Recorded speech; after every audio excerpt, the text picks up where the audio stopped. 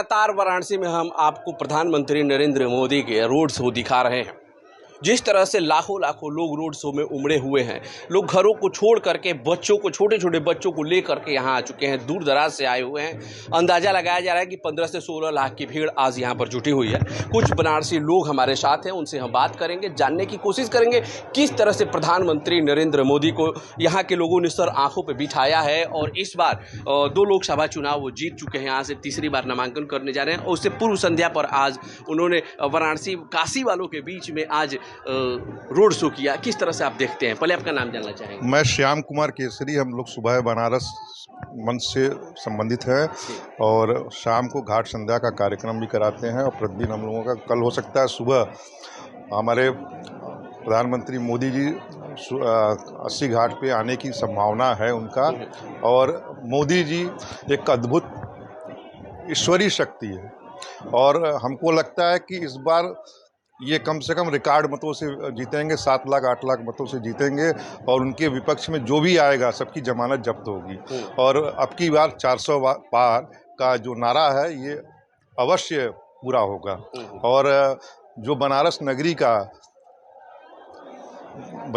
नगरी का जो यहाँ पे डेवलपमेंट हो रहा है, इंफ्रास्ट्रक्चर डेवलपमेंट हो रहा है, लोगों को रोजगार मिल रहा है, ये मोदी जी की वजह से हो रहा है।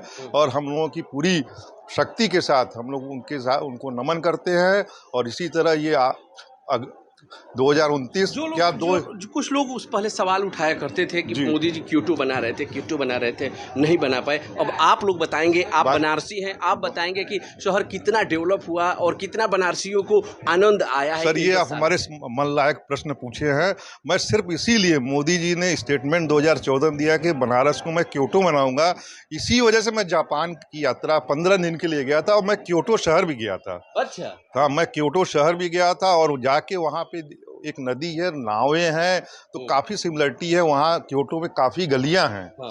क्योटो में काफ़ी गलियाँ जो कि बनारस से काफ़ी सिमिलर है। तो हमारी गलियों का डेवलपमेंट हुआ, घाट का डेवलपमेंट हुआ। जैसे क्योटो शहर में था, घाट सुंदर और सुसज्जित थे, उसी तरह हमारे घाट आज सुंदर और सुसज्जित हो गए हैं। और नावों का जो संचालन इतना अति सुंदर हो रहा है, बाबा का धाम हो जाने की वजह से यहाँ पे जो तीर्थयात्री आ रहे हैं और यहाँ के लोगों को जो रोजगार मिल रहा है वो दिन प्रतिदिन बढ़ोतरी पे है।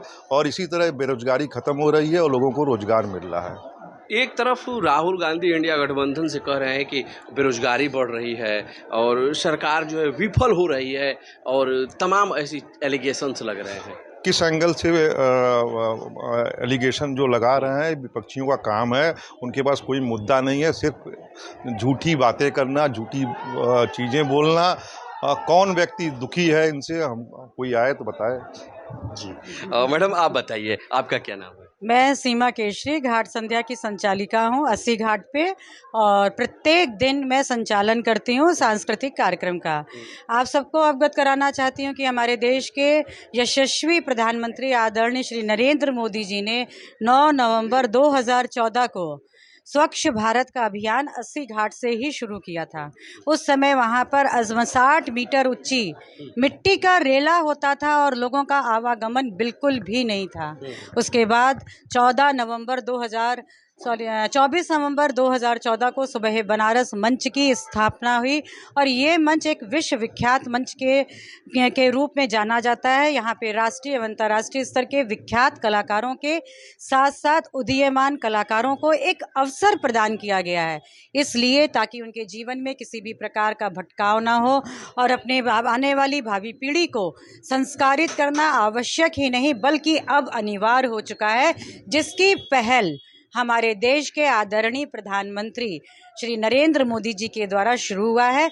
स्वच्छ भारत के साथ साथ उन्होंने सांस्कृतिक आयोजन, पर्यटक, बहुत चीज़ें, आप सांस्कृतिक धरोहरों को भी संजोने बहुत पद्मश्री सोमा घोष जी हमारे मंच पे आई थी। उन्होंने देश से की जनता से, काशी की जनता से उन्होंने आह्वान किया है कि हमारे देश के प्रधानमंत्री जीते। और आपको सच बताना चाहती हूँ कि श्री श्री रविशंकर जी भी 3 मई को हमारे मंच पे आए आए थे और इतना गौरवान्वित हम लोग महसूस किए। उन्होंने सर्वे भवन्तु सुखिनः का संदेश दिया पूरी काशी की जनता को, पूरे भारत के लोगों को और समस्त कलाकारों को एक संदेश दिया है।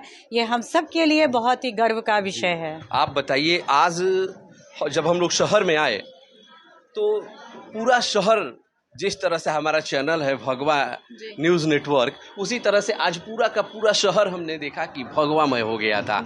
और आज का मोदी जी का जो रोड शो रहा, उसको आप यूथ हैं किस रूप में देख रही हैं और आने वाले समय के लिए वो कौन सी मिसाल कायम करने वाला है? मैं ये देख रही हूँ कि हमारे बनारस और हमारी यूपी में क्राइम कम हो रहा है और ये काफ़ी अच्छा है कि क्राइम कम हो रहा है। योगी जी की सहायता से ये क्राइम कम हो रहा है और विकसित हो रहा है, हमारा डेवलपमेंट हो रहा है, इंडिया डेवलप हो रही है, इकोनॉमिकली बहुत अच्छा हो रहा है, स्टॉक हो रहे हैं। बस इसीलिए सबसे ज़्यादा हमारे फाइनेंस लाइट्स भी मिल रहे हैं। मैं बस ये कहना चाहूँगा कि ये जो भीड़ आप देख रहे हैं, ये पैसे दे के बुलाई हुई भीड़ नहीं है। आज का यूथ जो है आज का जो यूथ जो है ना, जी जी जी जी, आज आप देख रहे हैं ये लोग अपने इच्छा से सब लोग आए हैं। हम लोग भी अपने घर से आए हैं। अब चीजें बदल रही हैं। आप देखिए विश्वनाथ मंदिर में कॉरिडोर कितना अच्छा बन गया है, और भी एयरपोर्ट आप देख लीजिए, विंध्याचल मंदिर आप देख लीजिए।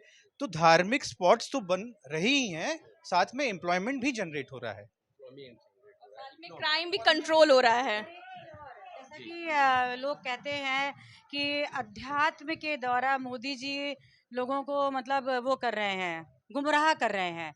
पर आप याद करिए प्राचीन समय का, अहिल्याबाई भी एक ऐसी महिला थी जिसने पूरे भारत में जीर्णोद्धार कराया था मंदिर का।